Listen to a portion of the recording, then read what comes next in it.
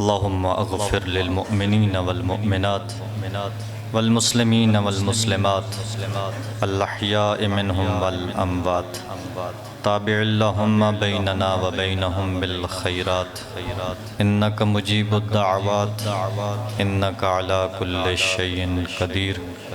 اللهم ابعث ثواب هذا الكلام إلى أرواح جميع المؤمنين والمؤمنات ويسر لهم منازل القبور والبرزخ والميزان وزخر لهم إلى يوم القيامة.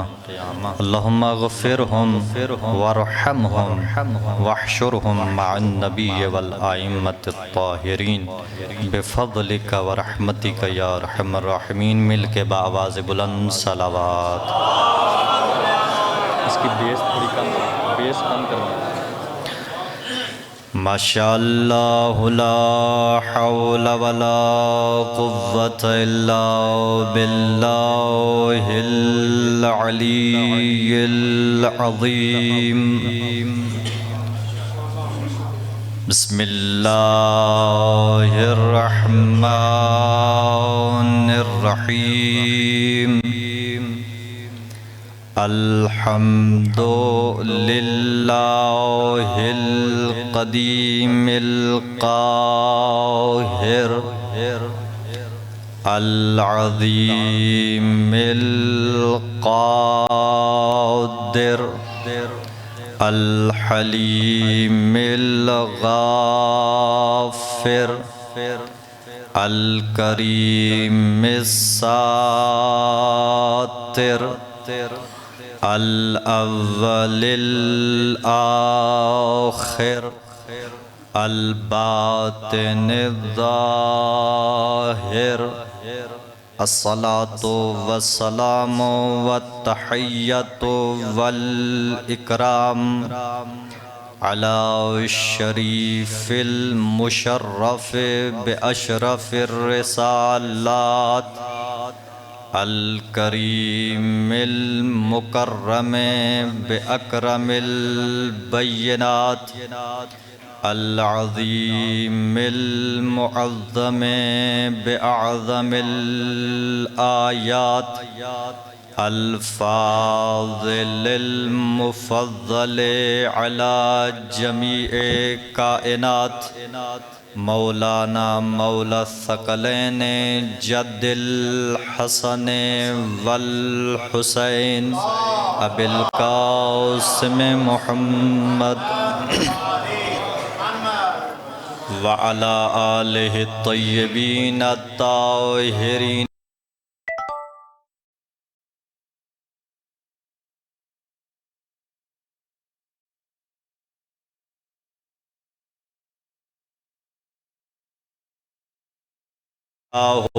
ليذهب عنكم الرجس أهل البيت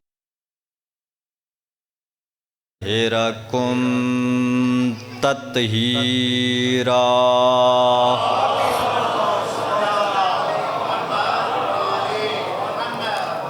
أما بعد فقد قال الله سبحانه وتعالى في كلامه المجيد. بسم الله الرحمن الرحيم. وما تشاءون إلا أن يشاء الله. صلوات.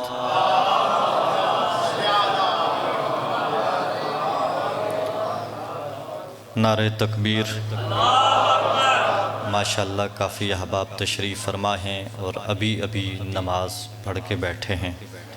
جس خالق لم یزل کو نماز میں اللہ اکبر کہہ کے اعلان کیا ہے اسی کی بلندی کا اظہار مجلس میں بھی ایسے ہی کیجئے.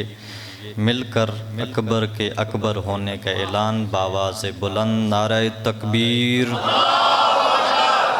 نعرہ رسالت، شان رسالت ایسی بلند کیجئے کہ علی جیسا امام ہم سے راضی ہو جائے. مل کے بآواز بلند نعرہ رسالت،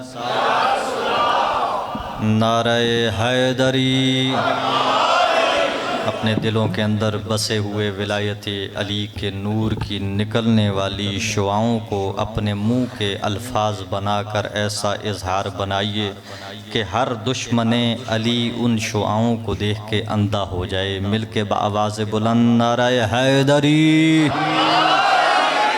حسینیت، حق جیسے بنتا ہے ہر یزیدی کو لرزانے کا بآواز بلند، حسینیت، یزیدیت، ہر دور کے یزید کو اپنے ذہن میں رکھتے ہوئے یزیدیت، مل کر بآواز بلند صلوات۔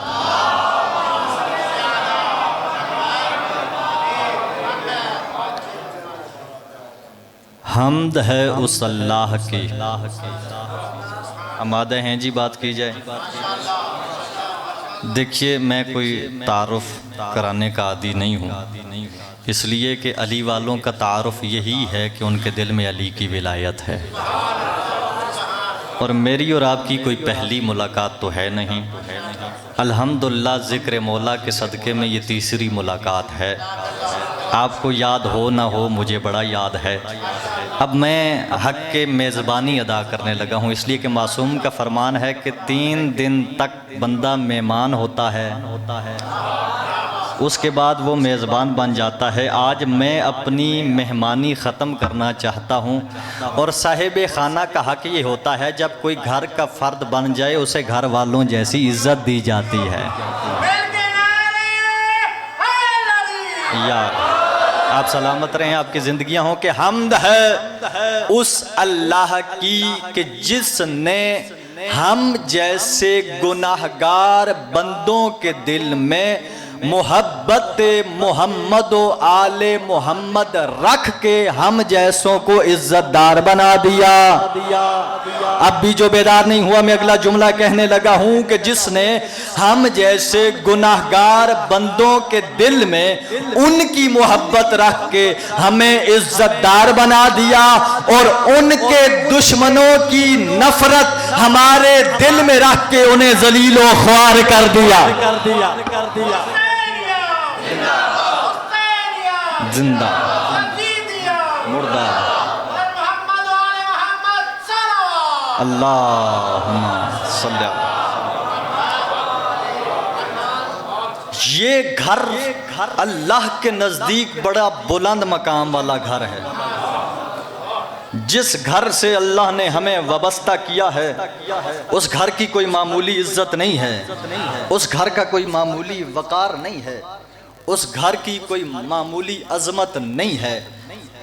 صاحبان گرامی قدر ایک شخصیت گزرے ہیں جو پڑھے لکھے، جو کتابوں سے مرتبط لوگ ہیں، جو مطالعے کا ذوق رکھنے والے ہیں۔ میں نام لوں گا ان کے ذہن میں آ جائے گا۔ آقا مستنبط ان کا نام ہے۔ اب یہ بیان کرتے ہیں کہ میں نے ایک حدیث پڑھی رسول گرامی اسلام کی، توجہ فرمائیے گا۔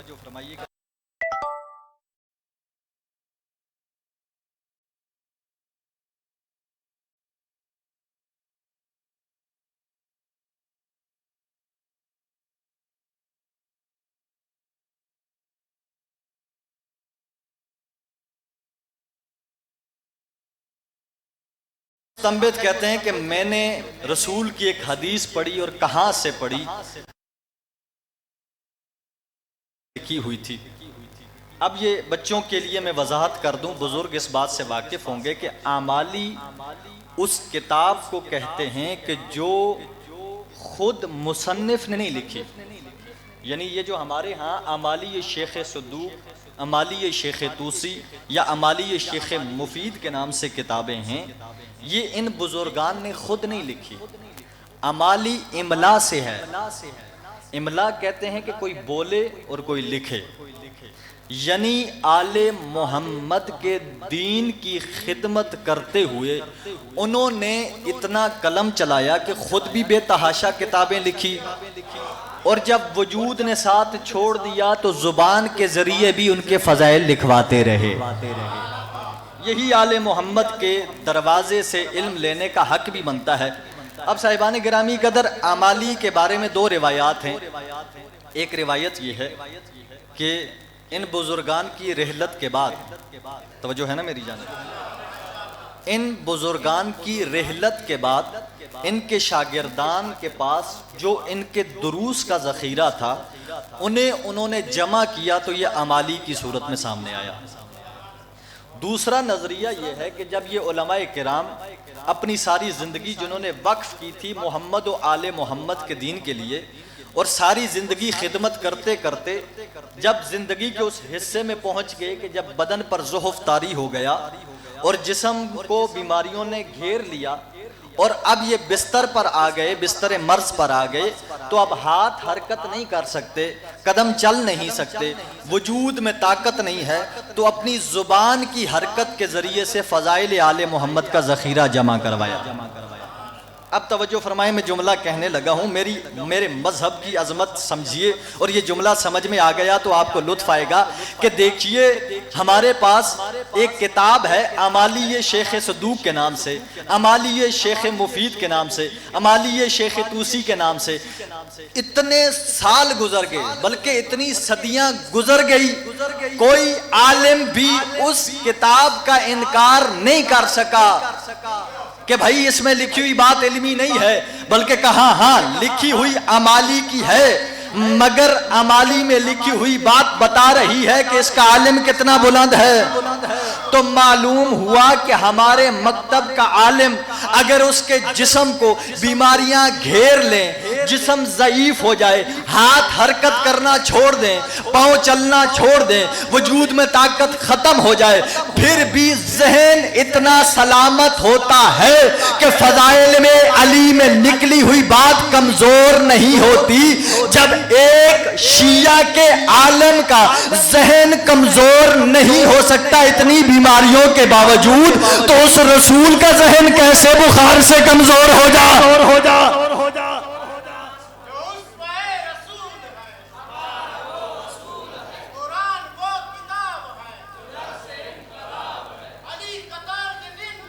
منافق کر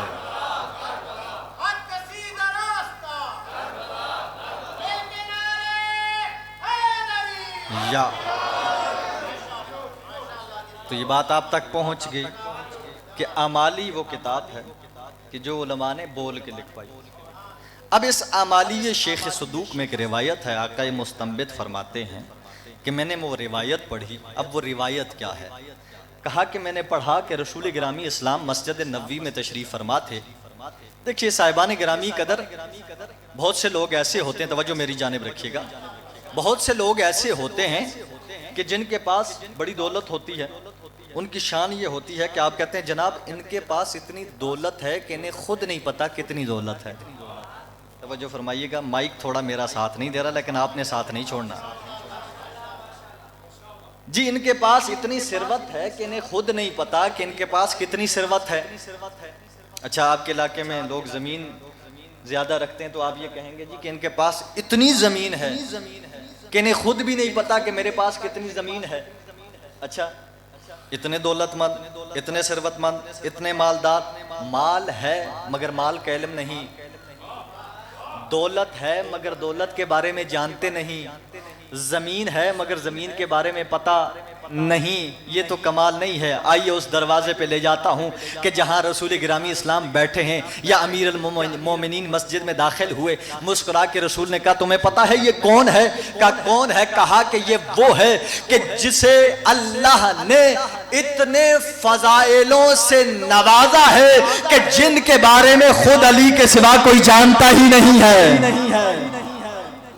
اللہ نے علی کو اتنے فضائل عطا کیے ہیں کہ خود علی کے علاوہ ان فضائل کے بارے میں کوئی نہیں جانتا۔ اچھا اب آگے رسول نے کیا فرمایا؟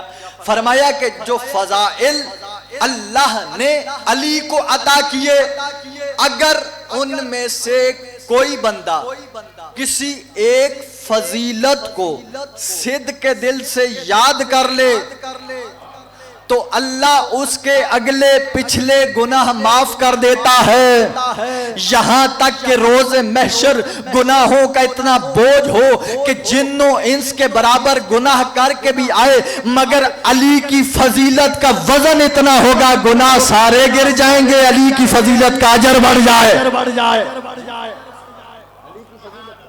اجر بڑھ جائے۔ توجہ فرمائیے گا۔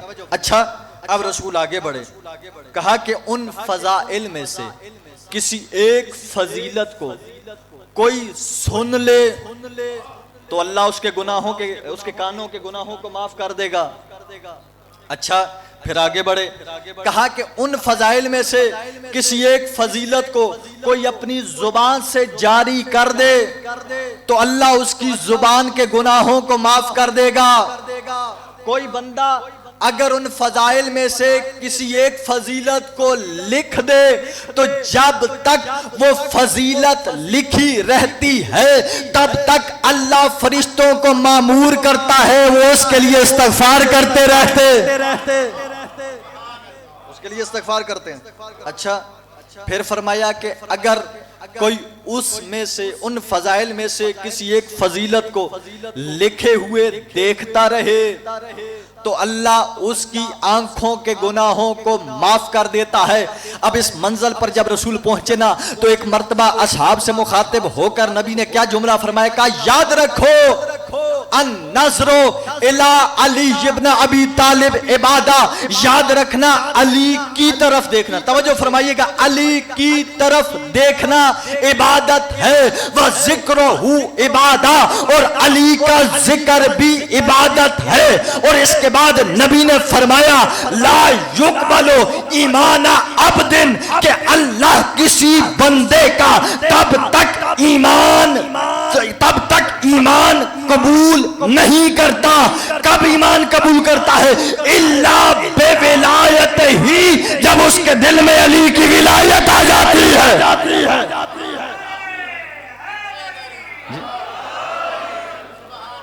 کسی بندے کا ایمان اس وقت تک قبول نہیں ہوتا الا بے ولایت ہی۔ اب نبی نے یہاں تک بات روکی نہیں، جب تک علی سے محبت اس کے دل میں بس نہ جائے، ولایت علی اس کے دل میں آ نہ جائے تو کیا صرف ولایت علی کافی ہے؟ نہیں نہیں، نبی آگے بڑھے، کہا کہ یاد رکھنا ایمان اسی بندے کا قبول ہوگا، وہی بندہ ہے صاحب ایمان، وہی بندہ مومن کہلوانے کے قابل ہے کہ جس کے دل میں پہلی چیز بے ولایت ہی، اس علی کی ولایت ہو، والبراءت من اعدائہ ہی، اور اس کے دشمنوں سے نفرت ہو، یعنی ایک ہی وقت میں علی سے محبت بھی کرنی ہے، علی کے دشمنوں پہ تبرہ بھی کرنا۔ مل کر بابا سے بلند صلوات پڑھ دیجئے گا۔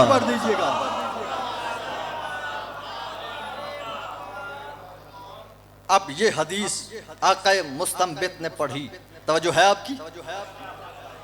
اب وہ کہتے ہیں کہ میرے دل میں یہ خیال آیا کہ رسول نے جو فرمایا کہ جو علی کی ایک فضیلت کو لکھ دے تو جب تک وہ فضیلت لکھی ہوئی باقی ہے تب تک فرشتوں کو اللہ نے مامور کیا کہ وہ اس کے لیے استغفار کریں، تو میں بھی اپنے علم سے استفادہ کرتے ہوئے کچھ محمد و آل محمد کی خدمت میں اپنی طرف سے کوشش پیش کروں۔ تو اب انہوں نے ایک کتاب مرتب کی، توجہ فرمائیے گا، میں بڑی ذمہ داری سے بڑی علمی گفتگو آپ کے حوالے کر رہا ہوں، ادھر ادھر کی بات نہیں کر رہا، نہ آپ کا وقت ضائع کرنے کا مقصد ہے، بڑا طویل سفر کر کے آیا ہوں تاکہ آپ کو کچھ دے کے جاؤں، آپ کا وقت ضائع نہ کروں، یہ بڑا قیمتی وقت ہوتا ہے۔ صاحبان گرامی قدر، روز محشر یہ پتا چلے گا کہ مجلس اہل بیت کی عظمت کیا ہے، اور زمانہ محشر میں یہ کہے گا کہ کاش زندگی میں ایک دن مل جائے وہ سارا دن اہل بیت کی مجلس میں گزار دیں گے۔ لہٰذا یہ قیمتی جگہ ہے، یہاں پر غیر ضروری بات کرنا میں سمجھتا ہوں یہ مومنین کے ساتھ زیادتی ہے، اور میں یہ حق سمجھتا ہوں کہ مومن کو منبر سے علم ملنا چاہیے، یہ ممبر کا حق ہے. اب توجہ فرمائیے گا, آقا مستنبت نے کتاب لکھی, وہ کتاب مرتب کی. مرتب کرنے کے بعد جب وہ کتاب کی جمعاوری ہوئی تو وہ 4 جلدیں بن گئی. توجہ فرمائیے گا. بچے اس بات کو ذہن میں رکھیں کہ ہمارے علماء کتنی محنت کرتے ہیں. آج کل معذرت کے ساتھ بات آ گئی ہے تو میں کر دیتا ہوں, آج کل ممبر سے بڑے دکھ کے ساتھ کہنا پڑتا ہے, لوگ علماء کی نفرت کو پھیلا رہے ہیں. جی مولویوں کے پیچھے نہ جانا, یہ تمہیں دین نہیں دے رہے. اور کدھر جانا ہے؟ وہاں جانا ہے جہاں صرف ایک نعرے کی بات ہے. خدا کی قسم یہ کردار شیعہ نہیں ہے. شیعہ کا کردار یہ ہے کہ جب مجلس میں آئے تو چل رہا ہو, دیکھنے والے کو یہ پتا چلے کہ عزادار ایسے جا رہا ہے. مجلس ایسے کردار بناتی ہے جو مجلس میں آ کر بھی حر نہ بن سکے, کم سے کم حر نہ بن سکے. ایسی مجلس کا مقصد کیا؟ اپنی مجلسوں کو اس معیار پہ لائیے. خدا را ہماری مجلسوں سے علم ختم ہوتا جا رہا ہے. آج کل اشاروں پہ داد دی جاتی ہے, آواز پہ داد دی جاتی ہے, فرمائش پہ داد دی جاتی ہے. ناراض تو نہیں ہو رہے؟ اس ماحول کو, یہ میرے بزرگ جتنے سفید ریش بیٹھے ہیں انہوں نے اپنے خون کی محنت سے ہمیں یہ مجلس دی ہے. یہ مجلس پھولوں کی سیج پہ سج کے نہیں آئی میرے بچوں, میرے نوجوان جتنے بیٹھے ہو, یہ پھولوں کی سیج پر ہمارے پاس نہیں آئی, ہمارے بزرگوں کے خون سے گزر کر ہم تک پہنچی ہے.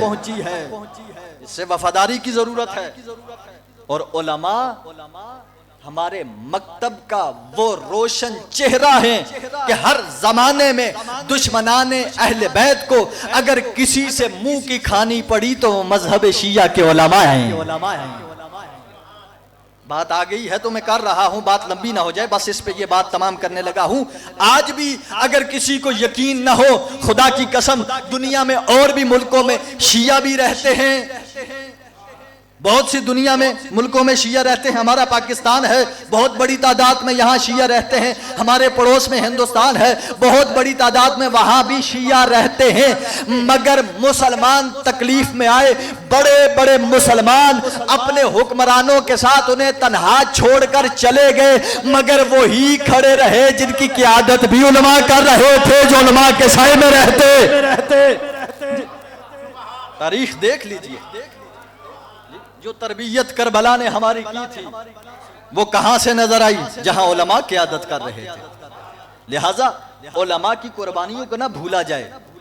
یہ جو علم ہمارے پاس پہنچا ہے یہ علماء کی شہادتوں کے نتیجے میں پہنچا ہے. آج تو ممبر پہ مجھ جیسا طالب علم آ کے, معذرت کے ساتھ میں اپنے سمیت تمام اہل ممبر کو بھی یہ کہوں گا کہ 4 پیسوں کے لیے میں ممبر پہ آ کے آپ کو جوش خطابت میں 4 باتیں سنانا یہ بڑا آسان کام ہے. زندان میں بیٹھ کے آل محمد کا حق کا دفاع کرنا یہ کمال ہے. تو بہرحال قبلہ نے کتاب جمع کی, 4 جلدوں میں کتاب بنی. اب ہر جلد کم و بیش 550-600 صفحات کی تھی, یعنی تقریباً 2500 صفحات پر مشتمل انہوں نے کتاب مرتب کی جو 4 جلدوں میں بنی. توجہ فرمائیے گا, میری بات ضائع نہ ہو. اب اس میں آپ کو عالم کے علم کا معیار بتا رہا ہوں کہ علم بڑھتا ہے تو معرفت کس کمال تک جاتی ہے. اب انہوں نے یہ تصور کیا کہ میں نے فضائل محمد و آل محمد کی ایک کتاب لکھی ہے تو اس کا نام کیا رکھوں.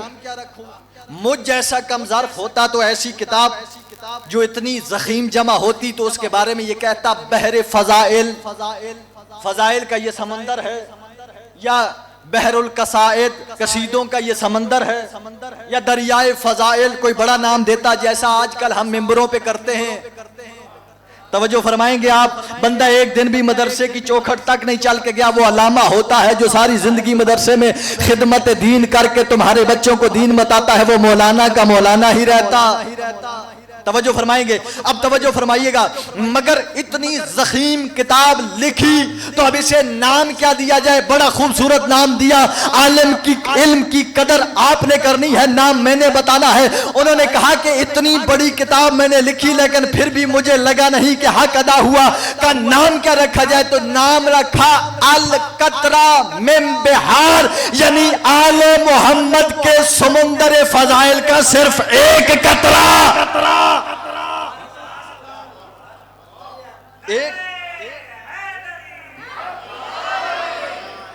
ایک قطرہ، القطرہ، اور اسی نام سے وہ کتاب مشہور ہے، القطرہ. اچھا توجہ فرمائیے گا. اب اس کے اندر ایسی کمال احادیث لکھی ہیں کہ جو اگر منبر سے ہی پڑھی جائیں تو لوگ برداشت نہیں کر سکتے. توجہ فرمائیے گا، لوگ برداشت نہیں کر سکتے. اس کتاب سے میں پوری ذمہ داری سے عرض کر رہا ہوں، ایسی روایات موجود ہیں فضائل آل محمد کی، اگر منبر سے بیان کی جائے تو لوگ برداشت نہیں کر سکتے. تو میں دنیا کو آج ایک ادنا سا طالب علم ہونے کی حیثیت سے یہی بتانا چاہتا ہوں کہ ہمارے اماموں کا مقابلہ کیسے کرو گے؟ ان کے غلام کا لکھا ہوا ایک قطرہ برداشت نہیں ہوتا، سمندر دیکھ کے تمہارا کیا ہوگا؟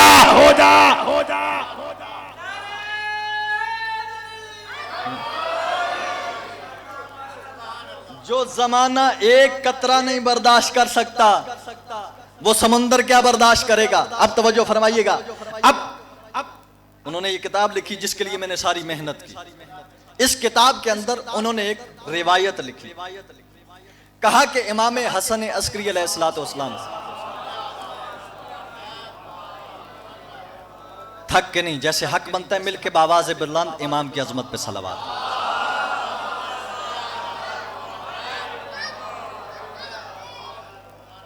زمانہ 11ویں امام کا. شیعوں کے دو گروہ بن گئے. توجہ فرمائیے گا، دو گروہ بن گئے.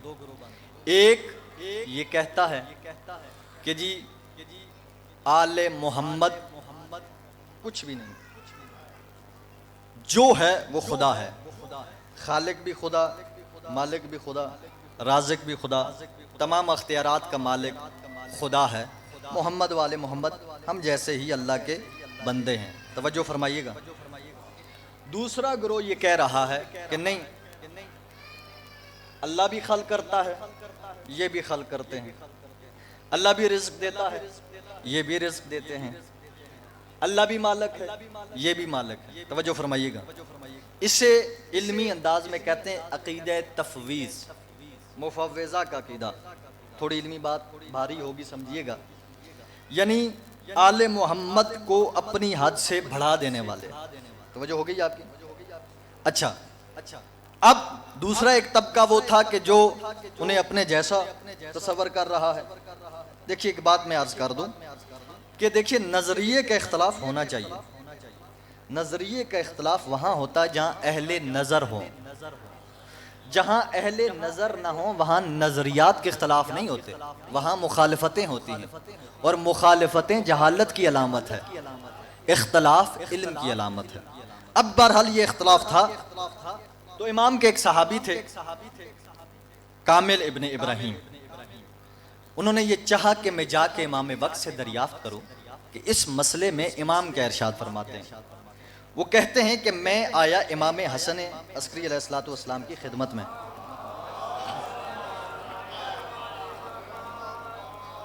کہ مولا سے دریافت کروں کہ اس مسئلے پر آپ کا کیا حکم ہے.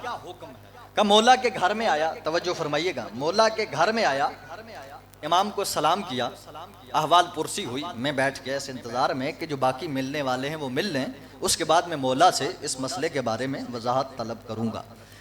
تو اب صحابی امام حسن عسکری کامل ابن ابراہیم یہ کہتے ہیں کہ میں نے دیکھا کہ اچانک گھر کے دروازے سے ایک 4 سال کا چاند کا ٹکڑا نمودار ہوا. توجہ فرمائیے گا، جو زمانے میں بیٹھے ہیں وہ بولیں گے. میں دیکھ کے حیران تھا. سن 4 سال کا اور چہرہ چاند کی طرح چمک رہا ہے. چلتے ہوئے میرے قریب آئے. توجہ فرمائیے گا.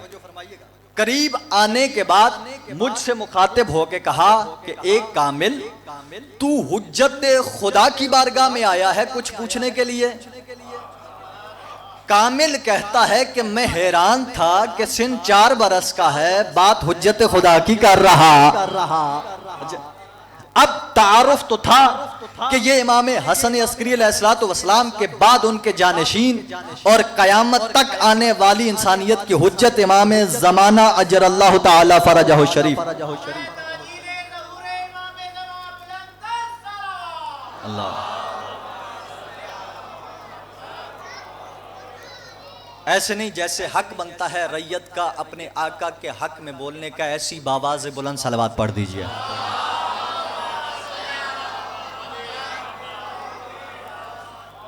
تھک تو نہیں رہے آپ؟ تھوڑی سی گفتگو اگلے مرحلے میں آئے گی تو آپ کو بڑا لطف آئے گا کہ صاحبان گرامی قدر، میں پوری ذمہ داری سے اور کتابوں کے حوالے سے بات کر رہا ہوں۔ میں کتاب کی تفصیل آپ کو بتا چکا ہوں، اب بات سنیے۔ کہا کہ تم حجت خدا کی بارگاہ میں آئے ہو، کچھ جاننا چاہتے ہو؟ کامل کہتا ہے جی جاننا چاہتا ہوں۔ اب امام نے بہت سے سوالات بتانے شروع کی کہ تم یہ بھی سوال لے کے آئے ہو، یہ بھی سوال لے کے آئے ہو، یہ بھی سوال لے کے آئے ہو۔ وہ حیران تھا، جی مولا یہ بھی ہے، یہ بھی ہے۔ اب امام نے ساتھ جواب دینا شروع کیا۔ اب اس منزل پہ آ کے امام نے کہا تم یہ بھی جاننے آئے ہو کہ میں حجت خدا سے دریافت کر لوں کہ یہ جو 2 گروہ ہمارے بارے میں اختلاف کر کے بیٹھے ہیں، ایک ہمیں خدا جیسا سمجھتا ہے، دوسرا ہمیں اپنے جیسا سمجھتا ہے، یعنی ایک ہمیں خدا کے اختیارات کا مالک سمجھتا ہے، دوسرا ہمیں بے اختیار کر کے اپنے جیسا سمجھتا ہے، تو ان کے بارے میں آپ کا کیا نظریہ ہے؟ یعنی مفوضہ کے بارے میں جاننا چاہتے ہو، کیا ان کا عقیدہ درست ہے یا نہیں ہے؟ تو امام زمانہ نے اب اپنے 4 سال کے سن میں کامل ابن ابراہیم کو مخاطب کر کے کہا، یا کاملو، ایک کامل سنو، میں بتاتا ہوں کہ وہ لوگ کہ جو ہمارے بارے میں یہ نظریہ رکھتے ہیں کہ ہم خلق بھی کر سکتے ہیں، ہم رزق بھی دے سکتے ہیں، ہم مالک کے 2 جہاں ہیں، ہمارے بارے میں ان صفات کے قائل ہیں جو صفات خدا کی ہیں، امام نے فرمایا کذبوہم، وہ سب کے سب ہمارے بارے میں جھوٹ بولتے ہیں، بل نحنو، توجہ فرمائیے گا، بل قلوبنا، لیکن یاد رکھو ہمارے دل خدا کی مشیت کا مرکز ہے۔ توجہ، امام نے فرمایا کہ ہمارے دل وہ مرکز ہے جہاں پر خدا کی مشیت آتی ہے۔ اب آگے امام نے فرمایا کہ شاء اللہ شینا، جو اللہ چاہتا ہے وہی ہم چاہتے ہیں، اور اس کے بعد فرمایا کہ یقول اللہ، اور اللہ نے قرآن میں فرمایا وما تشاءون الا ان یشاء اللہ، کہ تم تو کچھ نہیں چاہتے وہی جو اللہ چاہتا، تم کچھ نہیں چاہتے بس وہی چاہتے ہو جو اللہ چاہتا ہے۔ ہمارے دل اللہ کی مشیت کا مرکز ہے، ہمارے دل اللہ کی مشیت کا گھر ہیں، یعنی جو اللہ چاہتا ہے وہی ہمارے دل میں ہوتا ہے۔ توجہ فرمائیں گے، جو ہمارے دل میں ہوتا ہے وہی اللہ چاہتا ہے۔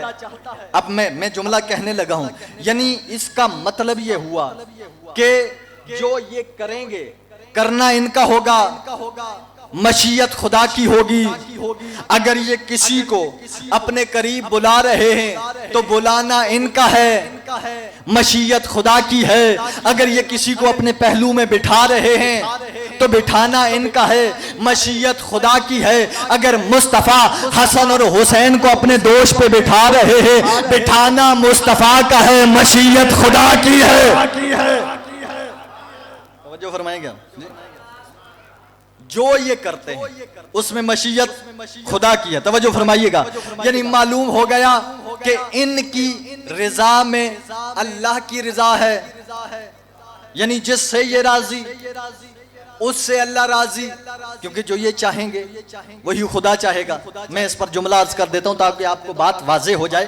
دیکھیے صاحبان گرامی قدر، ہم تو ببانگ دہل یہ کہتے ہیں کہ جس سے محمد و آل محمد راضی ہوں گے اسی سے اللہ راضی ہوگا۔ توجہ فرمائیے گا، جس سے محمد و آل محمد راضی ہوں گے اس سے اللہ راضی ہوگا. مانتے سارے ہیں مگر اظہار ہمارے سوا کوئی نہیں کرتا. اگر نہ مانتے ہوتے تو 1400 سال سے اپنی کتابوں میں یہ نہ لکھتے علی ان سے بھی راضی تھے، ان سے بھی راضی تھے، دیکھیے 1400 سال کی تاریخ میں سمیٹ کے آپ کے حوالے کرنے لگا ہوں. کبھی تاریخ میں یہ جملہ آپ نے سنا کہ کسی مورخ نے یہ لکھا ہو کہ فلاں صاحب علی سے راضی تھے؟ کبھی کسی نے یہ جرت کی ہو، قلم ہلایا ہو، یہ لکھا ہو جی وہ صاحب بھی علی سے راضی تھے، وہ صاحب بھی علی سے راضی تھے، فلاں صاحب بھی علی سے راضی تھے؟ نہیں. جب بھی لکھا، جس مورخ نے لکھا، پوری ذمہ داری سے کہہ رہا ہوں، کہا جی آپ کہتے ہیں جی کہ جی وہ نہیں مانتے تھے. توجہ فرمائیے گا، وہ نہیں مانتے تھے، وہ ایسے دنیا سے چلی گئی، راضی نہیں تھی. اگر راضی نہیں تھی تو علی فیصلے کیوں کرتے تھے؟ علی کا فیصلے کرنا اس بات کی دلیل ہے کہ علی راضی تھے. معلوم ہوا کہ آپ کو کسی کو حق پر ثابت کرنے کے لیے اس کی رضایت نہیں، علی کی رضایت کی ضرورت ہے. اگر علی راضی ہے تو حق پر مانو گے، اگر علی راضی نہیں ہے تو وہ باطل پر ہوگا. اس بات کی دلیل ہے. اب توجہ فرمائیے گا. اب یہ جملہ اکثر آپ نے سنا ہوگا، تھک تو نہیں رہے آپ؟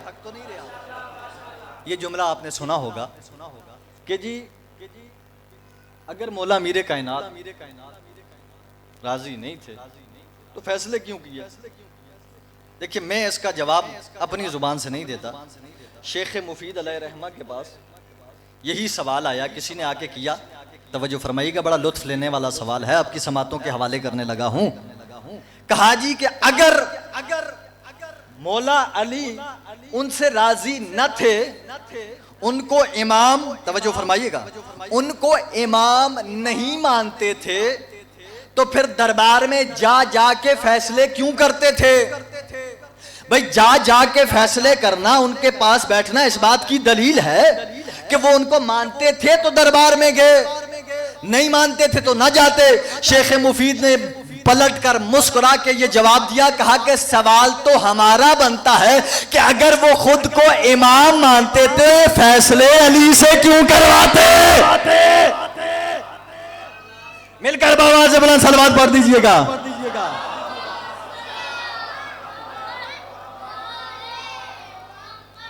تو صاحبان گرامی قدر، بس آپ کو تھکانا مقصود نہیں ہے، میں بالکل نتیجے کے قریب آ گیا ہوں. ان کی رضا میں اللہ کی رضا ہے. جو یہ چاہتے ہیں وہی خدا چاہتا ہے، جو خدا کی چاہت ہوتی ہے اسی کو وہ یہ انجام دیتے ہیں. اب توجہ فرمائیے گا صاحبان گرامی قدر، ایک ہستی ہے جسے اللہ نے خلق کیا. توجہ فرمائیے گا، خلق کرنے کے بعد اسے جنت کے دروازے پر بٹھا دیا اور کہا کہ آج سے تم رضوان جنت ہو. اب لطف لیجئے گا جملے کا، چاہت ذہن میں رکھیے گا، مشیت خدا اور مشیت محمد والے محمد ذہن میں رکھ کے جملے کا لطف لے لیجئے گا. رضوان جنت بنا کے اسے دروازہ جنت پہ بٹھا دیا. آدم آئے تو ہم نے پوچھا یہ کون ہے؟ کہا رضوان جنت ہے. حضرت نوح آئے، ہم نے پوچھا یہ کون ہے؟ کہا رضوان جنت ہے. حضرت ابراہیم آئے، ہم نے پوچھا اللہ کے خلیل نبی یہ کون ہے؟ کہا رضوان جنت ہے. حضرت موسیٰ آئے، ہم نے کہا اللہ کے کلیم نبی یہ کون ہے؟ کہا رضوان جنت ہے. حضرت عیسیٰ آئے، ہم نے کہا روح اللہ نبی یہ بتائیے یہ کون ہے؟ کہا رضوان جنت ہے. سرکار مصطفیٰ آئے، ہم نے ہاتھ باندھ کے کہا محبوب خدا یہ بتائیے یہ کون ہے؟ کہا رضوان جنت ہے. ہم نے صحابہ سے ہاتھ باندھ کے پوچھا اے نبی کے پیارو، اے نبی کے یارو، ہمیں یہ تو بتاؤ یہ کون ہے؟ کہا رضوان جنت ہے. توجہ فرمائیے گا، اولیاء سے پوچھا یہ کون ہے؟ کہا رضوان جنت ہے. توجہ فرمائیے گا، مسلمانوں سے پوچھا یہ کون ہے؟ کہا رضوان جنت ہے. ہم نے سب سے پوچھا، قیامت تک کی انسانیت سے پوچھا، کہا یہ کون ہے؟ کہا رضوان جنت ہے. یہ تو اللہ نے خلق کر کے اسے بنا کے بٹھایا تو ساری انسانیت نے، سارے نبیوں نے ہمیں بتایا کہ یہ رضوان جنت ہے. مگر بطول نے ایک مرتبہ چاہا تو اب وہ رضوان جنت نہیں بلکہ دروازے بطول پہ آ کے کہتا ہے انا خیات الحسنین، میں حسنین کا درزی ہوں.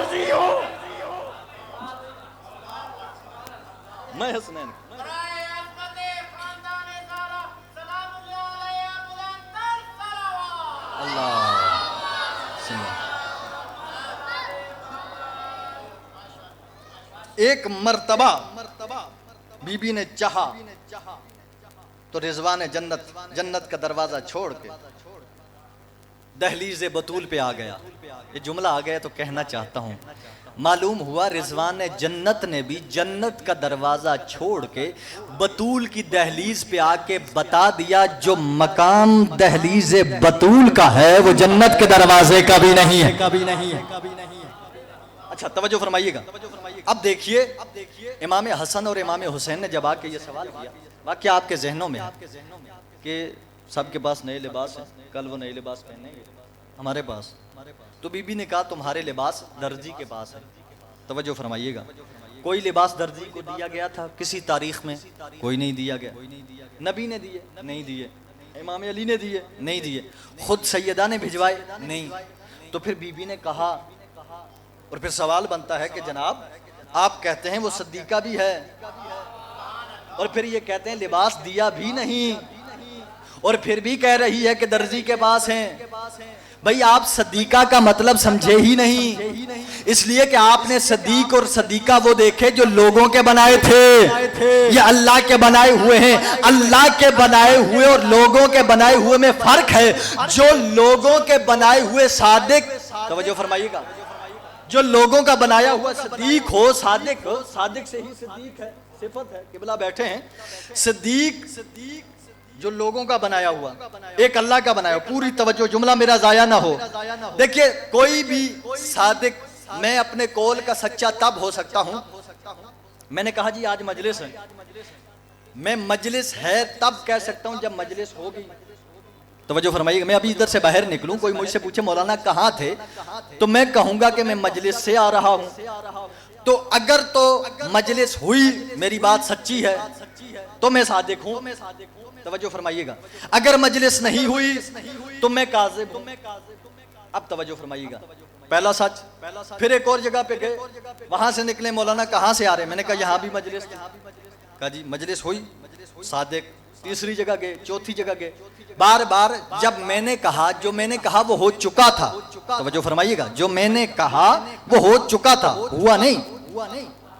جو میں نے کہا وہ ہو چکا تھا تو میں نے کہا، یعنی جو کام ہو چکا تھا میں نے اس کی صداقت کی گواہی دی. تو میں نے بار بار جب یہ بات کہنا شروع کی تو لوگوں نے مجھے کہا یہ بڑا صدیق ہے، کبھی جھوٹ نہیں بولتا. کہا کیسے؟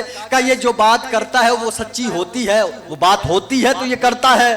توجہ فرمائیے گا. یہ ہیں لوگوں کے بنائے ہوئے صدیق. یعنی اگر واقعہ ہوگا تو اس کی صداقت پر گواہی دیں گے تو صدیق بنیں گے. یہی فرق ہے زمانے کے صدیقوں میں اور خدا کے بنائے ہوئے صدیقوں میں کہ انہیں اپنی صداقت کے لیے واقعہ چاہیے اور یہ جو بول دیں وہی سچ ہو جاتا، وہی سچ ہو جاتا ہے، وہی حقیقت بن جاتا ہے. اب یہ چاہت سیدہ تھی جو اللہ نے رضوان جنت کے ذریعے پوری کر کے زمانے کو بتایا. اب میں ایک اور چاہت سیدہ بتا کے آپ کی زحمتیں تمام کرنے لگا ہوں. جناب سیدہ کی ایک اور چاہت بھی تھی. توجہ فرمائیے گا. ایام جناب سیدہ ہیں. وہ چاہت کیا تھی سنیے کہ ایک مرتبہ امام حسین علیہ السلام کی ولادت کے بعد آپ کی صلوات بتا رہی ہے کہ آپ کافی تھک گئے.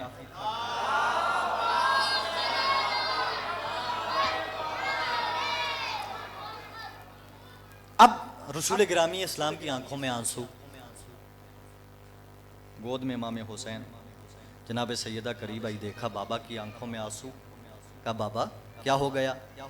کہا ابھی جبرائیل آئے، مجھے یہ خبر دی کہ میں جس اپنے نواسے کو دل سے زیادہ پیار اور محبت کرتا ہوں، میری امت اسے ایک دشت نینوا میں بے یار و مددگار ذبح کر دے گی. جناب سیدہ نے بیٹھ کے رونا شروع کیا.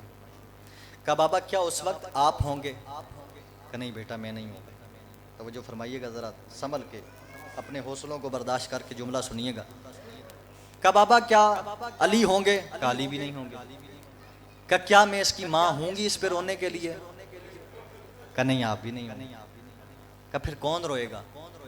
کہا وہاں کسی کو رونے نہیں دیا جائے گا. اچھا.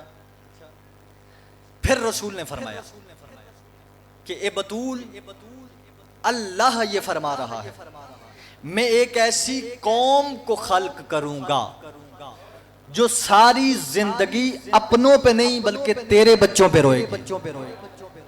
یہ اعزاز ہے، یہ جتنے بیٹھے ہو مولا تم عزاداروں کو سلامت رکھے۔ ذرا سنبھل کے، میں منزل مسائب پہ ابھی نہیں آ رہا، لیکن یہ جملہ آ گیا رب دینے کے لیے تو مجھے یہ کہنا پڑ رہا ہے کہ ہم سب جناب سیدہ سے کیا ہوا وہ اللہ کا وعدہ ہیں جو اس وجود کی صورت میں بیٹھے ہیں۔ ہمارے وجود کی فطرت میں اللہ نے گریہ رکھا ہوا ہے۔ جب بھی نام حسین آنا ہے، جب بھی نام سیدہ آنا ہے، جب بھی اہل بیت کے مصائب ہونے ہیں، ہم نے بے ساختہ رونا ہے، کوئی ہمیں رونے سے روک نہیں سکتا۔ اب جملہ سنیے گا، کہا اچھا بابا کب وہ اپنے جوانوں کو نہیں روئیں گے؟ نہیں، جوان ان کا ہوگا تیرے جوان کو روئیں گے، بیٹا اس کا ہوگا مگر تیرے بیٹے کو روئیں گے، بھائی اس کا ہوگا مگر تیرے لال کے بھائی کو روئیں گے۔ اب یہ جملے سنے نا، کہا بابا اللہ تو نے خلق کرے گا، پھر میں بھی آپ کو گواہ بنا کے اللہ سے ایک وعدہ کرنا چاہتی ہوں۔ کہ بیٹی کیا وعدہ ہے؟ کہ اس وقت تک جنت میں نہیں جاؤں گی جب تک حسین کے رونے والوں کو ساتھ نہ لے جاؤں۔ اب یہ وعدہ، یہ چاہت، توجہ فرمائیے گا، یہ آنسو بڑے قیمتی ہیں، ان آنسوؤں کی بڑی قیمت ہے۔ اب ذرا اپنے اس وجد پر قابو کیجئے گا اور میرا یہ جملہ فضائل کا سنبھال لیجئے، میں مصائب کی منزل پہ آنے لگا ہوں۔ یہ وعدہ جناب سیدہ نے کیا، گواہ سرکار رسالت معاف، اور وعدہ اللہ سے کیا کہ میں اس وقت تک جنت میں نہیں جاؤں گی جب تک حسین کے عزادار کو لے کے نہ جاؤں۔ یہ قیمت ہے حسین کے عزادار کی۔ اس گریے کو معمولی نہ سمجھو، کسی کو دکھانے کے لیے گریہ کرنے کی ضرورت نہیں۔ تمہارا اجر حسین کی ماں کے پاس ہے، اس سے بڑا اجر کیا چاہیے؟ صاحبان گرامی قدر، کوئی اس سے بڑا اجر دے بھی سکتا ہے؟ توجہ فرمائیے گا۔ اب کہا میں وعدہ کرتی ہوں اس وقت تک جنت میں نہیں جاؤں گی جب تک حسین کے عزادار، آخری عزادار کو بھی لے کے جنت میں نہ چلی جاؤں۔ اب جملہ سنیے، یہ چاہتے جناب سیدہ ہے۔ اب لوگ ہم سے سوال کرتے ہیں، جی آپ کہتے ہیں جی گریہ دو آنسوؤں کی کیا طاقت ہے؟ ایک گناہگار کو جنت میں لے کے جائیں گے؟ توجہ فرمائیے گا، گناہگار کو جنت میں لے جائیں گے؟ ساری زندگی گناہ کرتا رہا پوری ذمہ داری کے ساتھ۔ دیکھیے میں یہ کہتا ہوں، اب دلیل کیا دیں گے وہ؟ جی جنت تو پاک و پاکیزہ جگہ ہے۔ میں نے کہا جی بالکل۔ گناہ رجس ہے؟ میں نے کہا بالکل رجس ہے۔ کہ پھر رجس طہارت والی جگہ پہ کیسے جا سکتا ہے؟ میں نے کہا بالکل نہیں جا سکتا۔ تو پھر آپ یہ کیسے کہہ سکتے ہیں جی کہ ایک مولا کا عزادار ہے اور وہ گناہگار ہے اور وہ جنت میں چلا جائے؟ یہ کیسے ممکن ہے گناہگار جنت میں جائے؟ میں نے کہا جی میں بامانگ دہل کہتا ہوں، میں علل اعلان کہتا ہوں، میں اپنے ممبر سے بیٹھ کے کہتا ہوں کوئی گناہگار بھی جنت میں نہیں جا سکتا۔ اب توجہ فرمائیے گا، میرا آخری جملہ ہے، آپ نے اس سے پہلے اپنے مزاج سے سنا ہے، میں عظمت سیدہ کا اس سے بڑا کوئی جملہ کہہ نہیں سکتا۔ آپ کی سماعتوں کے حوالے کرنے لگا ہوں، جس کے دل میں جتنا احترام ہو وہ اس احترام سے ضرور سنے، اپنی عظمت کو بھی سمجھے اور جناب سیدہ کی عظمت کو بھی سمجھے۔ میں نے کہا میں اس بات کو مانتا ہوں کہ گناہگار ہرگز جنت میں نہیں جا سکتا، بالکل ایسے ہی جیسے دریا میں راستہ نہیں بن سکتا۔ توجہ فرمائیں گے، میں نے کہا گناہگار جنت میں نہیں جا سکتا، بالکل ایسے ہی نہیں جا سکتا جیسے لوہا موم نہیں ہو سکتا۔ گناہگار جنت میں نہیں جا سکتا، بالکل ایسے ہی نہیں جا سکتا جیسے کوئی مردہ زندہ نہیں ہو سکتا۔ گناہگار جنت میں نہیں جا سکتا، بالکل ایسے ہی نہیں جا سکتا جیسے چاند دو ٹکڑے ہو کے جڑ نہیں سکتا۔ بیدار ہوں گے، بیدار ہوں گے، میں بڑی بلندی پہ جا کے جملہ دینا چاہتا ہوں، گناہگار جنت میں نہیں جا سکتا، بالکل ایسے ہی نہیں جا سکتا جیسے سورج جا کے واپس نہیں آ سکتا۔ گناہگار جنت میں نہیں جا سکتا، بالکل ایسے ہی نہیں جا سکتا جیسے درخت اپنی جگہ سے چل کے نہیں آ سکتا۔ گناہگار جنت میں نہیں جا سکتا، بالکل ایسے ہی نہیں جا سکتا، جیسے پتھر کبھی بول نہیں سکتا، گناہگار جنت میں نہیں جا سکتا، ایسے ہی نہیں جا سکتا جیسے تصویر سے شیر برآمد ہو کے واپس نہیں جا سکتا۔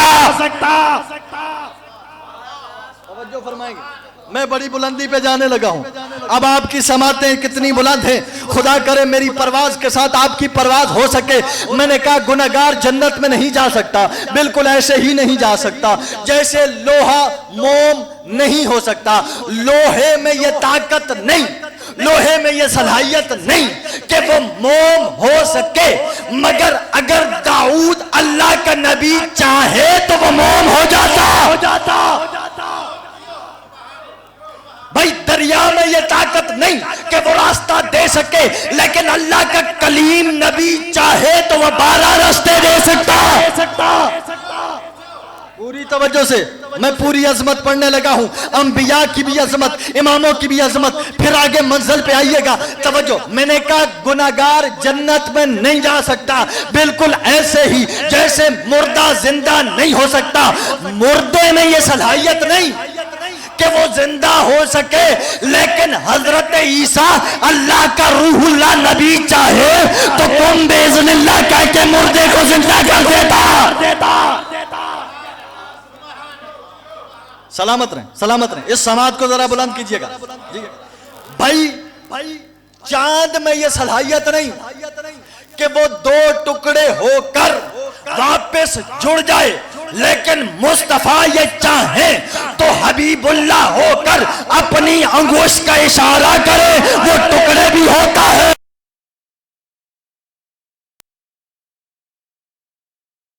بھائی میں نے کہا کہ گناہگار جنت میں نہیں جا سکتا، بالکل ایسے ہی جیسے درخت اپنی جگہ سے چل کے نہیں آ سکتا، لیکن درخت میں یہ صلاحیت نہیں کہ وہ اپنی جگہ سے چل کے آئے، لیکن امام موسیٰ کاظم چاہیں تو وہ اپنی جگہ سے آ جاتا ہے۔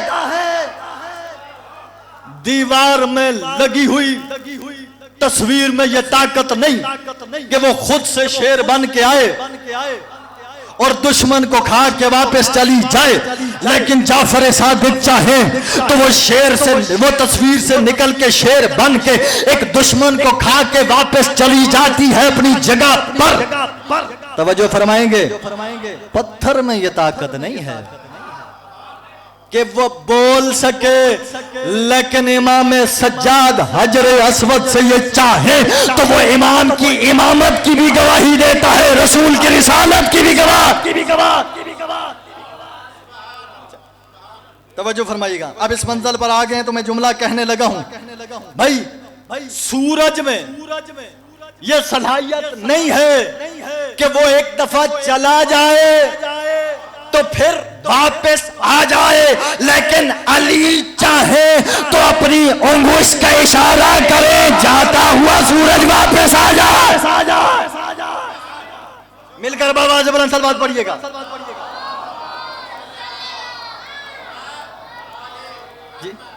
تھک تو نہیں رہے، بس بالکل آخری منزل پہ، اور یہ جملہ اپنے دلوں میں اسے جگہ دیجئے گا اور محفوظ کیجئے گا، اس عظمت سے جملہ سنیے گا۔ میں پوری طاقت سے جناب سیدہ کی عظمت کا جملہ آپ کے حوالے کرنے لگا ہوں۔ میں نے کہا سورج میں یہ طاقت نہیں ہے کہ وہ خود چلا جائے، جانے کے بعد دوبارہ واپس آئے، لیکن علی چاہے تو انگوش کے اشارے سے اسے واپس بلا سکتے ہیں۔ ایسے ہی گناہگار میں یہ صلاحیت نہیں ہے کہ وہ جنت میں جائے، مگر حسین کی ماں اگر چاہے تو کون روک سکتا؟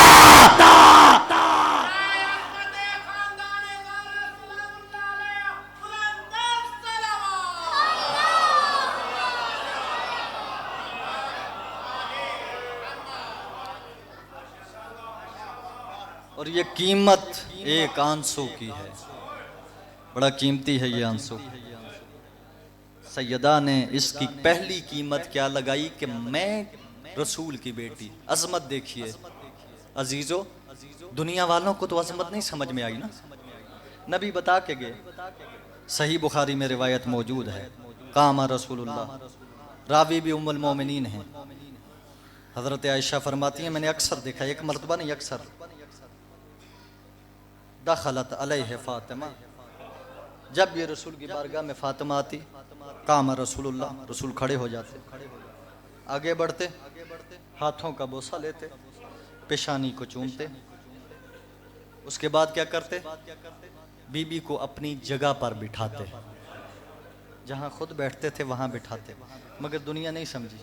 محشر میں اللہ دکھائے گا کیا عظمت ہے اس بی بی کی، آواز آئے گی یا اہل محشر، اے محشر کے لوگوں اپنی آنکھوں کو جھکا لو، اے نبیوں اپنی آنکھیں جھکاؤ۔ ہر نبی اپنی امت کے ساتھ آنکھیں جھکا کے کھڑا ہو جائے گا، سرکار رسالت معاب کی امت بھی آنکھیں جھکا کے کھڑی ہوگی۔ کون آ رہا ہے؟ کہ فاطمہ آ رہی ہے، درد کا جملہ کہوں، اس کے بعد ایک آواز آئے گی، مصطفیٰ تم بھی اپنی آنکھیں جھکا لو۔ مصطفیٰ کہیں گے یا اللہ میری تو بیٹی ہے، میں کیوں آنکھیں جھکاؤں؟ آواز آئے گی، مصطفیٰ جس حالت میں بطول آ رہی ہے تو بھی برداشت نہیں کر پا۔ اجرکم عند اللہ۔ مولا کسی غم میں نہ رولائے آپ کو، ہمیشہ ایسے ہی آل محمد کے غم میں گریا رہیں۔ یہ بڑا عظیم تحفہ ہے جو آپ کو ملا ہے۔ میں جملہ کہہ کے مصائب میں داخل ہونے لگا ہوں، صاحبان گرامی قدر، روتے ہوئے جملہ سنبھال لینا۔ کیا قیمت ہے تمہارے آنسوؤں کی، کیا قیمت ہے تمہارے گریے کی۔ دیکھیے روایات تو ملتی ہیں، معصومی سے روایت ہے، من بکا او ابکا او تباکا وجب لہ الجنہ، جو روئے رونے کی شکل بنائے یا رولا دے اس پر جنت واجب ہو جاتی ہے۔ یہ قیمت ہے، لیکن میں جس منزل پہ بتانا چاہتا ہوں کہ تمہاری قیمت تمہارے آنسوؤں کی وجہ سے کیا ہے۔ کائنات خلقت آدم سے لے کے قیامت تک کھڑی ہو کر جس کا انتظار کرے اسے بطول کہتے ہیں۔ بطول جنت کے دروازے پہ کھڑی ہو کر جس کا انتظار کرے اسے عزادار حسین کے مولا سلامت رکھے۔ بہت خوبصورت جملہ سنبھالا ہے۔ مولا تمہارے بچوں کو تمہارے غم نصیب نہ کرے، مولا تمہارے بچوں کو ہمیشہ خوشیاں نصیب کرے، کوئی غم نہ ملے سوائے آل محمد کے غم کا۔ عزیزو بابا کے بعد زیادہ دیر زندہ نہیں رہی، جتنے دن زندہ رہی روتی رہی، اور روتی بھی اتنا تھی کہ مسلمان دروازے پر آ گئے۔ یا علی رسول کی بیٹی سے کہو یا دن کو رویا کرے یا رات کو رویا کرے، میں کہوں گا آل محمد کے گھر کی اس سے بڑی غربت کیا ہے۔ بطول بابا پہ رونا چاہتی ہے تو رونے کوئی نہیں دیتا۔ حسنین و زینب و ام کلثوم ماں پہ رونا چاہتے ہیں، اس خوف سے نہیں رو پاتے کہ دشمن کو خبر نہ ہو جائے۔ زینب و سکینہ کربلا میں حسین پہ رونا چاہتی تھی، ظالم تازیان مار۔ لوگ پھر بھی سوال کرتے ہیں روتے کیوں ہو؟ اجرکم عند اللہ، اجرکم عند اللہ۔ حق بنتا ہے ایسے آوازیں بلند ہونی چاہیے۔ صاحبان گرامی قدر سنو گے، میں سوال کرتا ہوں کیا بطول اتنا اونچا روتی تھی کہ لوگوں کے کانوں میں آواز جائے، لوگ تنگ ہو جائیں؟ نہیں عزیزو، روایت کے جملے ہیں، جب بطول روتی تھی تو اکیلی بطول نہیں روتی تھی، مدینہ کے در و دیوار بھی روتے تھے، مدینہ کے درخت بھی روتے تھے، کوئی اور پرسہ دینے والا نہ ہو، مدینہ کا ہر ذرہ بطول کے ساتھ گریا کر۔ اجرکم عند اللہ، اجرکم عند اللہ۔ بس عزادارو، میں نے صرف وہ جملے پڑھنے ہیں کہ کس انداز میں جناب سیدہ کو یہ پرسہ دینے آئے ہیں۔ سنو گے عزیزو، اس عالم میں آئے کہ مسلمانوں کے ایک ہاتھ میں آگ تھی، ایک ہاتھ میں لکڑیاں تھی، اور دروازہ بطول کی طرف بڑھتے آ رہے تھے۔ جب دروازہ بطول پہ آئے نا تو کس انداز میں پرسہ دینا شروع کیا۔ ایک ملعون نے آگے بڑھ کے دروازے پر زور زور سے ہاتھ مارنا شروع کیا، کہ دروازہ کھولو، علی کو باہر نکالو، نہیں تو ہم گھر کو آگ لگا دیں گے۔ یہ جملے سننے تھے، روایت بتاتی ہے امیر المومنین ایک مرتبہ اٹھے تھے کہ میں دروازے کی طرف بڑھوں، لیکن جناب سیدہ نے روک لیا، کہا علی مسلمان آئے ہیں، میں ایک مرتبہ بابا کے ساتھ عیسائیوں کے سامنے گئی تھی تو عیسائیوں نے میرا بڑا حیا کیا تھا. آج مسلمان آئے ہیں, میں دیکھنا چاہتی ہوں مسلمان میرا کتنا حیا کر. اجرکم عند اللہ. بڑے مان سے, بڑی حسرتیں لے کر, بڑی آرزویں لے کر رسول کی بیٹی دروازے کے پیچھے آئی ہوگی کہ مسلمان میرا عیسائیوں سے زیادہ مان رکھیں گے, مسلمان میرا بڑا حیا کریں گے. پہلا جملہ دروازے کے پیچھے آ کے کہا, مسلمانوں تمہیں پتہ ہے یہ گھر کس کا ہے؟ اس گھر میں کون رہتی ہے تمہیں پتہ ہے؟ وہ رہتی ہے کہ جس کے احترام میں سید الانبیاء کھڑے ہو جایا کرتے. سنو گے آواز کیا آئی؟ باہر سے آواز آئی, رہتی ہے تو بے شک رہے, اگر علی کو باہر نہیں نکالا تو ہم دروازے کو آگ لگا دیں گے. یہ جملے سیدہ کے کان میں آواز بن کے نہیں, خنجر بن کے لگے تھے. بطول نے خامہ رونا شروع کی, بالکل آہستہ آہستہ. کہا شاید ہو سکتا ہے کہ مسلمان مجھے بھول گئے, میں دروازے کا بتاتی ہوں. کہا تمہیں پتہ ہے کس دروازے پہ ہاتھ مار رہے ہو, کس دروازے پہ زور زور سے تم دستک دے رہے ہو؟ کہا یہ وہ دروازہ ہے جہاں پر سید الملائکہ بھی رک جایا کرتا تھا. یہ وہ دروازہ ہے جہاں پہ سید الانبیاء بھی رک جایا کرتے ہیں. یہ وہ دروازہ ہے جہاں پہ سید الاوصیاء بھی رک جایا کرتے ہیں. عزیزو کہا جیسا بھی دروازہ ہے, اگر دروازہ نہیں کھولو گے تو ہم گھر کو آگ لگا دیں گے. بس میں منزل بڑھانے لگا ہوں. جب بار بار تکرار ہونے لگا نا تو انہوں نے سید زادی کی ایک بات بھی نہ سنی, آقا زادی کی ایک بات بھی نہ سنی. اب انہوں نے کام کیا, دروازے کی طرف آگ و لکڑیوں کو پھینک دیا. شعلے بلند ہونے لگے, دروازہ جلنے لگا. ادھر دروازہ جل رہا تھا, ادھر رسول کی بیٹی رو رہی تھی. یا جلتے ہوئے دروازے کو ایک ملعون نے لات ماری, ایسا دروازہ گرا کہ در و دیوار کے درمیان رسول کی بیٹی اجرکم عند اللہ. تھکنا نہیں ہے, خدا کا واسطہ تھکنا نہیں ہے. میں مرد کے مصائب نہیں پڑھ رہا, میں اس مظلومہ بی بی کے مسائل پڑھ رہا ہوں جس نے کئی گھنٹے یہ مصیبت سہی ہے. تھوڑا برداشت کرنا. سنو گے جملہ, یہ دیوار, یہ دروازہ, درمیان میں بطول. اب دیکھیے عمومی طور پہ جملہ سمجھے گا ذرا سنبھل کے. عمومی طور پہ دروازہ جب کھل جائے, دیوار سے لگ جائے تو لوگ اندر داخل ہو جاتے ہیں. دروازہ کھل گیا ہے, لوگ داخل ہو جاتے ہیں. تکلیف کس بات کی ہے سنو گے؟ جو بھی اندر داخل ہوتا تھا نا وہ دروازے کو بنا چھوئے داخل نہیں ہوتا تھا. چھوتا کیسے تھا میں بتاتا ہوں, برداشت تم نے کرنا ہے, روایت کے جملے ہیں. جو بھی داخل ہوتا کرتا کیا, زارابا برجلہی علی باب. جو بھی داخل ہوتا دروازے کو دیکھتا, دروازے کے پیچھے بطول تھی. جب اسے یہ محسوس ہوتا کہ دروازے کے پیچھے رسول کی بیٹی ہے تو جان بوجھ کے دروازے سے پاؤں کو زور سے مارتا تھا, اتنے زور سے مارتا کہ زہرا کی آواز بلند ہو جا. اجرکم عند اللہ, اجرکم عند اللہ. شرمانا نہیں. جو بھی داخل ہوتا مولا سلامت رکھے, مولا نے آوازوں کو سلامت رکھے. درد پڑھتا ہوں. ہر بندہ داخل ہوتا, زارابا برجلے علی باب, دروازے کو ٹھوکر مارتا, ہر بندہ داخل ہوتا. تصور کیجئے جتنے بندے داخل ہوئے, ٹھوکریں مارتے ہوئے داخل ہوئے, بطول کے اوپر دروازہ تھا, کیا گزری ہوگی. اب سنو گے, ایک آخری بندہ داخل ہوا. سب کو اندر داخل کرنے کے بعد یہ داخل ہوا نا, اس نے کام کیا؟ پہلا کام زارابا برجلہی علی باب, دروازے کو اس نے اپنے پاؤں سے ٹھوکر ماری. جب زہرا کی آواز بلند ہوئی تو اس نے ایک ٹھوکر پہ اتفاق نہیں کیا, اب ذرا زور سے ماری. बुजुर्ग उलमा पढ़ा करते थे कि पुराने ज़माने के दरवाज़ों को जोड़ने के लिए जो तख्ते लगाए जाते थे, उन तख्तों को पेवस्त करने के लिए लोहे के बड़े बड़े कील लगाए जाते थे।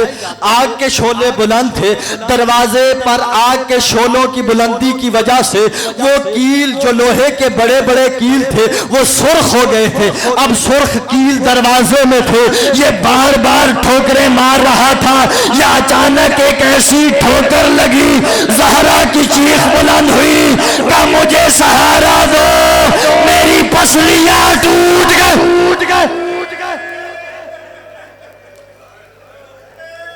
अजरों को मेंदल, मेरी पसलियां टूट गई। मौला कोई गम न दे। इसी हिम्मत और हौसले के साथ बस ये तसव्वुर करना, हम में से किसी के पहलू में इमाम हसन बैठे, किसी के पहलू में मौला इमाम हुसैन बैठे होंगे, किसी के पहलू में अब्बास बैठे होंगे, देख रहे होंगे कौन है जो हमारी माँ का हमें पुरसा दे रहा है। एक लम्हे के लिए मैं कहूँगा, जिन जिन की माएँ दुनिया से चली गई हैं, ज़रा वो अपने तसव्वुर अपने जहन में लाएं कि माँ का जनाजा पढ़ा हो, बेटे पर क्या कैफियत होती है।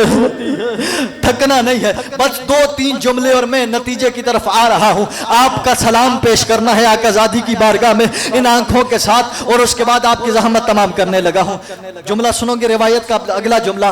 अब इसके दिल का बुग़्ज़ बढ़ा, तवज्जो फरमाना, इसके दिल का बुग़्ज़ बढ़ा। अब इसने ठोकर पर इत्तफाक नहीं किया, ज़ारबा बिरिजलिही, अपने पाँव से ठोकर मारी, अब इस पे इत्तफाक नहीं किया। रिवायत कहती है अगला काम क्या किया, वरकला बिरिजलिही, इसने अपना पाँव दरवाजे पे रख के मसलना शुरू किया। पाँव मसलना शुरू हुआ, ज़हरा की सिस्कियाँ बुलंद हुई, रो कर कहती है मेहमान मुझे सहारा दो, मेरा मोहसिन शहीद। अजरकुम इंदल्लाह। मुसलमान रसूल की बेटी पर जुल्म करके घर में दाखिल हो गए। अब जो घर में दाखिल हुए ना अजीजों, तो एक मर्तबा अमीर कायनात के गले में रस्सी डाली है, जालिम रस्सी को खींच रहे हैं। मैं वो जुमले नहीं पढ़ सकता जो किताबों में लिखे हैं, बस इतना पता है कि रस्सी खींचते थे, अली के कदम उठते नहीं थे, बल्कि अली मुंह के बल जमीन पे गिर गए। अजरुकुम इंदल्लाह, अजरुकुम अजीजों, जालिम अली को खींच रहे थे, या ज़हरा बर्दाश्त न कर सकी, सारे दर्द भूल गए, पसलियां भूल गई, मोहसिन भूल गया। बीबी करीब आई, अली के दामन में हाथ डाला, खल्लू इब्न अम्मी, मेरे सरताज को छोड़ दो। खुदा की कसम अली को छोड़ दिया, मैं सब भूल जाऊंगी, सारे दर्द भूल जाऊंगी, अली को छोड़ दो बस। अजीजों, आपने बहुत गिरिया कर लिया, इबादत की उस मेराज पर आ गए हैं कि अब इस मेराज पे हक बनता है हम इन रोती आंखों के साथ एक सलाम करें जन्नतुल बकी की उस टूटी हुई कब्र को, कि जो आज भी ऐसे टूटी है जैसे ज़हरा की पसलियां। अस्सलाम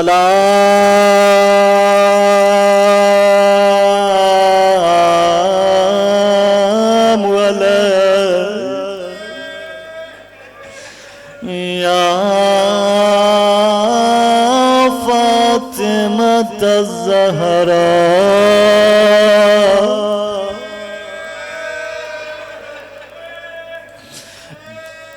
जो ये चाहता है कि मैं कब्र में जाऊं, मेरे सलाम का जवाब देने हुसैन की माँ खुद आए, मेरे साथ सलाम पढ़े। अस्सलाम अलैका या उम्मल हसन वल हुसैन।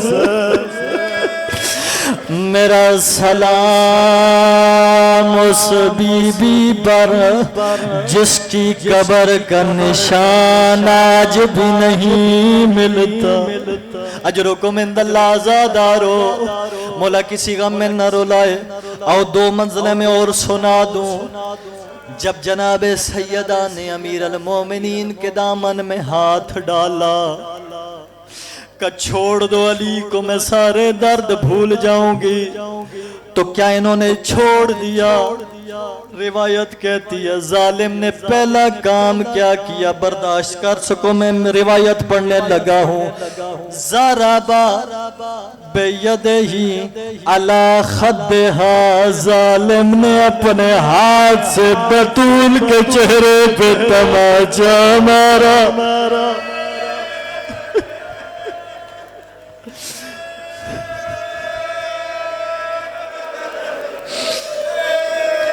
جیسے جملہ تھا سمجھ نہیں پائے، مجھے معاف کرنا، میں وضاحت نہیں کرنا چاہتا تھا لیکن مجبور ہوں۔ سنو گے ایک مرتبہ جناب حضرت ابو ذر غفاری اسی ملعون کے سامنے کہ جس نے جناب سیدہ کی بے ادبی کی تھی آئے، اور جناب ابو ذر حق گو تھے، خاموش نہیں ہو رہے تھے، کچھ کہا۔ اس نے جناب ابو ذر کے چہرے پہ تماچا مارا۔ ابو ذر جیسا جوان منہ کے بر زمین پہ گرا۔ جب زمین پر گرے ابو ذر نے رونا شروع کیا۔ ابو ذر کو روتا دیکھ کے اس نے ہنسنا شروع کیا، ہنس کر کہتے مرد ہو کے ایک تماچے پہ رو رہا ہے۔ رو کر ابو ذر نے کہا میں اپنے تماچے پہ نہیں رو رہا، تیرے ہاتھ کی شدت نے مجھے بتایا جب یہ تماچا رسول کی بیٹی کو لگا۔ اجرکم عند اللہ، جو سمجھ گئے ہو مولا تمہاری عبادت قبول کر۔ تماچا لگا۔ اچھا ایک شدت اور سن لو، تماچے کی شدت اتنی تھی کہ اس کے بعد بی بی جتنا عرصہ زندہ رہی اپنے چہرے کا یہ رخ علی سے چھپا کے رکھا۔ اب جب سیدہ نے دامن نہیں چھوڑا، اگلا کام اس ملعون نے کیا کیا؟ کہا کنفذ جلدی کر، رسول کی بیٹی کا ہاتھ چھڑوا۔ اب اس ظالم نے ہاتھ چھڑوایا۔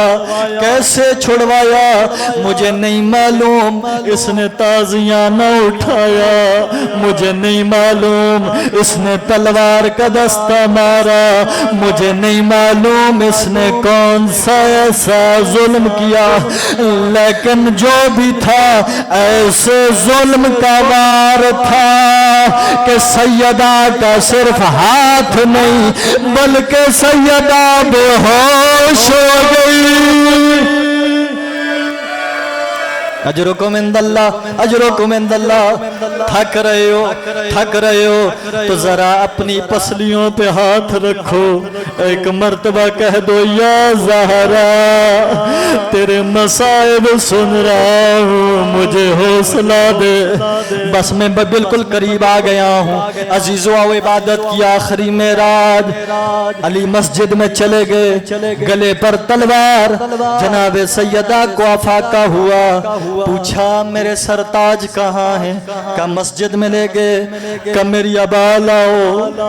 بی بی نے عبا اوڑی، اپنے گھر کے دروازے سے باہر نکلے۔ پوری ذمہ داری کے ساتھ تاریخ کے جملے ہیں، مسجد نبوی والا دروازہ نہیں بلکہ باہر کا دروازہ، سیدھا روضہ رسول پر آ گئی، آ کر بیٹھ گئی۔ پہلا جملہ بابا کے روزے پر ہاتھ رکھ کے کہا یا ابا تصبت علی مصائب لو انہا صبت علی سرنا لیا۔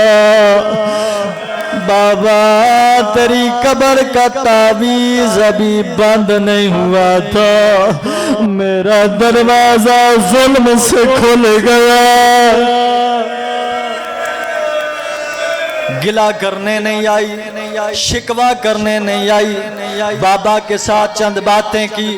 میں اپنی زبان حال میں بیان کیا کرتا ہوں کہ بی بی نے بابا سے آ کے کہا ہوگا بابا میں تیری قبر پر اپنے درد سنانے نہیں آئی، اپنے مسائب بتانے نہیں آئی، بابا کسی مقصد سے آئی ہوں۔ کیا مقصد ہوگا؟ میں کہا کرتا ہوں زبان حال میں بی بی نے کہا ہوگا بابا تیرے جانے کے بعد مسلمان میرے دروازے پر آئے، میں چپ رہی۔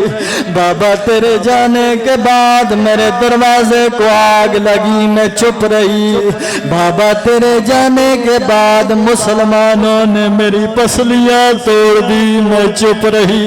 بابا تیرے جانے کے بعد مسلمانوں نے میرا محسن شہید کیا، میں چپ رہی۔ بابا تیرے جانے کے بعد مجھے بڑے تماچے لگے، میں چپ رہی۔ اجرکم عند اللہ، میں بالکل آخری منزل پر ہوں۔ بابا تیرے جانے کے بعد میرے اوپر ظلم ہوئے، میں چپ رہی۔ بابا تیری قبر پہ اپنے ظلم سنانے نہیں آئی۔ بابا علی کو مسلمان مسجد میں لائے ہیں، گلے پہ تلوار رکھی ہے، اگر تلوار چلی تیری بیٹی تیری قبر پہ بیٹھ کے اپنے سر کے بال کھولے گی، تیری امت کے لیے بدعا کرے گی۔ سر کے بالوں کا نام آنا تھا، مسجد نبی کے در دیوار بلند ہو گئے۔ اجرکم عند اللہ، اجرکم عند اللہ۔ میں بالکل آخری منزل پہ آ گیا ہوں، مسجد نبی کے در و دیوار بلند ہوئے۔ امیر المومنین نے کہا سلمان جلدی کرو، رسول کی بیٹی کو روک لو ورنہ قیامت سے پہلے قیامت آئے گی۔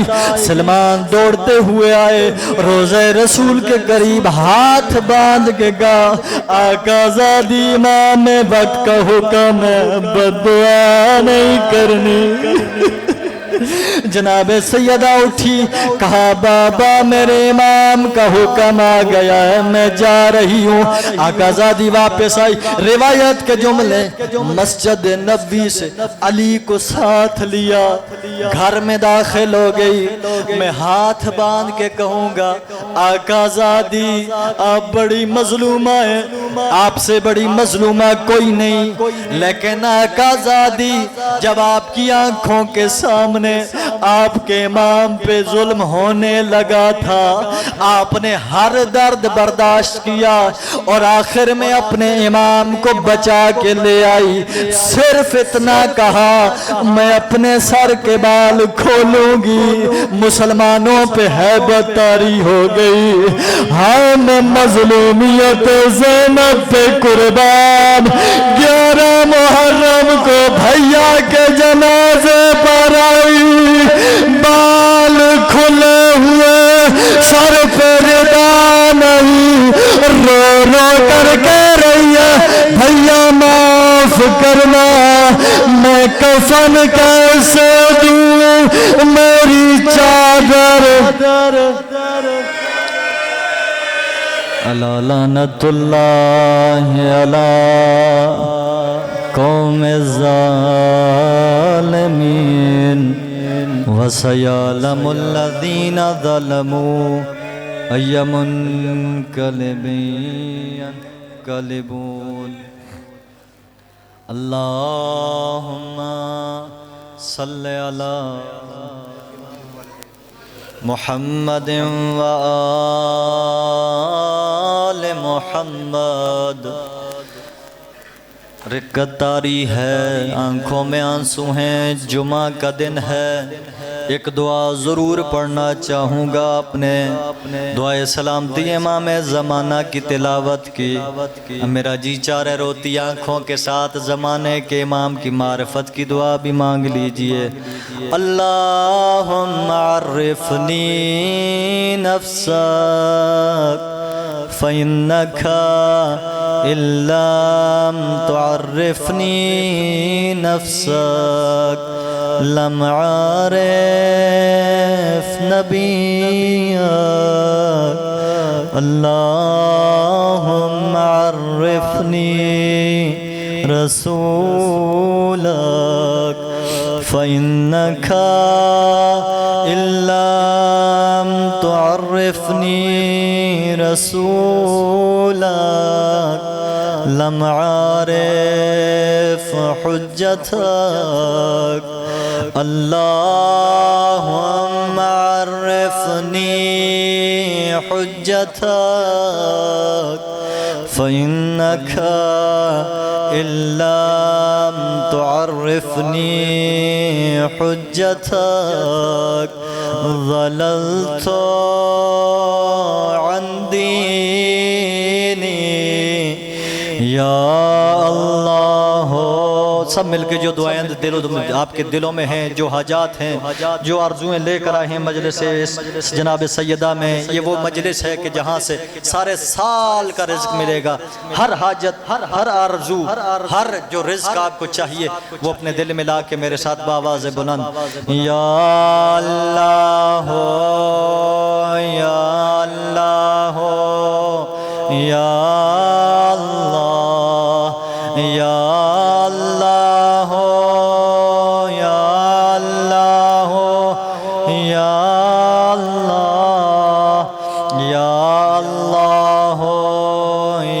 اللہ یا اللہ یا اللہ یا رحمان یا رحیم یا مقلب القلوب ثبت قلوبنا على دينك يا مقلب القلوب والأبصار يا مدبر الليل والنهار يا محوب الحول والأحوال حول حالنا إلى أحسن الحال بحق محمد وآلہ الأطہار۔ پروردگار تجھے واسطہ دیتے ہیں محمد و آل محمد کا، ہماری اس عبادت کو قبول و منظور فرما۔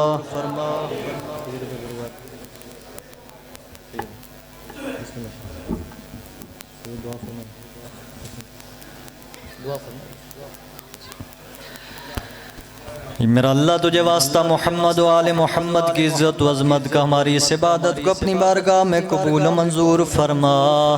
میرا اللہ آج کی اس مجلس عزا کا ثواب تمام مرحوم مومنین و مومنات اور بالخصوص برادران و محمد کے جتنے بھی مرحومین ہیں ان کے نام اعمال میں درج فرما۔ مالک اللہ ان کے ذریعے ان سب کے مرحومین اور حاضرین میں سے جن جن کے جو مرحومین ہیں سب کے درجات کو بلند فرما۔ آج کی شابانیان مجلس کے مرحومین سمیت ہم سب کے مرحومین کو جوار اہل بیت علیہ السلام میں مہمان قرار فرما۔ میرا اللہ محمد و آل محمد کی عزت و عظمت کے صدقے میں بانیان مجلس کی توفیقات خیر میں اضافہ فرما۔